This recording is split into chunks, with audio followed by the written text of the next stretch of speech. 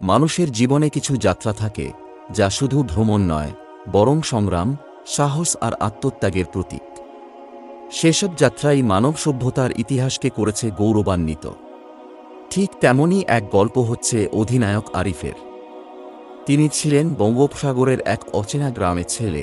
ছোটবেলা থেকেই স্বপ্ন ছিল দূর সমুদ্রে গিয়ে নতুন দিগন্ত আবিষ্কার করার। বাবা ছিলেন এক সাধারণ জেলে। নোনা জলের গন্ধ, জাল টানার ক্লান্তি আর ঢেউয়ের গর্জন, এসবই তার শৈশবের বন্ধু। যুবক বয়সে তিনি রাজকীয় নৌবাহিনীতে যোগ দিলেন। কঠিন প্রশিক্ষণ, ঝড়ঝঞ্ঝা মোকাবিলা, মানচিত্র পড়া আর দিক নির্ণয়ের বিদ্যা রপ্ত করলেন। এরপর একদিন পেলেন জীবনের সবচেয়ে বড় দায়িত্ব, অচেনা এক মহাসাগর পার হয়ে নতুন বাণিজ্য পথ আবিষ্কার করা। সেই পথকে বলা হতো একনাদিক, কারণ এ পথ একবার শুরু হলে ফেরার সুযোগ নেই।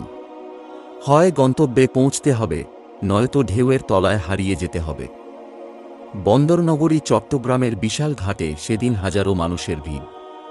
আরিফ দাঁড়িয়ে আছেন তার বিশাল পালতোলা জাহাজ সি ফ্যালকন এর ডেকে। সঙ্গে আছেন ৫০ জন দক্ষ নাবিক, রাঁধুনি, অস্ত্রবিদ আর চিকিৎসক। আকাশ ছিল পরিষ্কার, তবে সবার হৃদয়ে অজানা শঙ্কা। ঢাকঢোল বাজিয়ে, সঙ্গীত গেয়ে, পতাকা উড়িয়ে জাহাজ ভাসিয়ে দেওয়া হল। মানুষের কণ্ঠে শোনা গেল, আল্লাহ ভরসা, ফিরিয়া আনেন নতুন পথ, নতুন দিগন্ত। প্রথম কয়েকদিন শান্ত সমুদ্র, কেবল ঢেউয়ের টুপটাপ শব্দ আর নাবিকদের গান। কিন্তু সপ্তম দিনে উত্তরের দিক থেকে নেমে এলো ভয়ঙ্কর ঝড়। আকাশ কালো, বজ্রপাত অগ্নির মতো ছিঁড়ে ফেলছে আকাশ। ঢেউয়ের উচ্চতা যেন ৩ তলা দালান।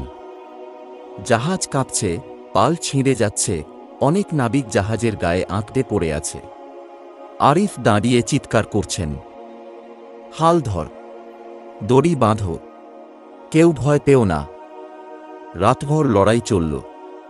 ভোর হলে দেখা গেল ৩ জন নাবিক সাগরে হারিয়ে গেছে, খাবারের অর্ধেক নষ্ট। কিন্তু তারা বেঁচে গেছে। সবাই বুঝল এ শুধু যাত্রার শুরু। ঝড়ের পর এল নীরব সমুদ্র। কোথাও বাতাস নেই, পাল ফুলে না। রোদের তাপে ডেক জ্বলছে। পানির অভাবে নাবিকরা কষ্ট পাচ্ছে। দিনে দিনে মুখ শুকিয়ে গেল, চোখে হতাশা। অনেকেই আরিফকে বলল, ক্যাপ্টেন, ফিরে চলি, জীবন থাকলে আবার চেষ্টা করা যাবে। কিন্তু আরিফ দৃঢ় কণ্ঠে বললেন, ফেরা মানে মৃত্যু, সামনে দিকেই আছে মুক্তি। তার সাহস দেখে নাবিকদের বুকেও জাগল আগুন। তারা দাঁত চেপে অপেক্ষা করল বাতাসের। প্রায় ১ মাস পর এক সকালে দেখা গেল দিগন্তে সবুজাব রেখা। সবাই উল্লাসে চিৎকার করল, ভূমি, ভূমি। দ্বীপটি ছিল অচেনা।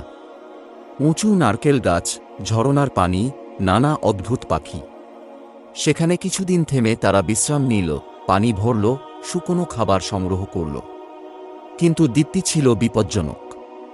রাতে অদ্ভুত আওয়াজ, ঝোপে অদ্ভুত চোখ জ্বলে। এক রাতে হঠাৎ কয়েকজন অদ্ভুত উপজাতির মানুষ আক্রমণ করল। বর্শা হাতে তারা ঝাঁপিয়ে পড়ে। আরিফের নেতৃত্বে লড়াই হল। শেষে উপজাতিরা পালিয়ে গেল।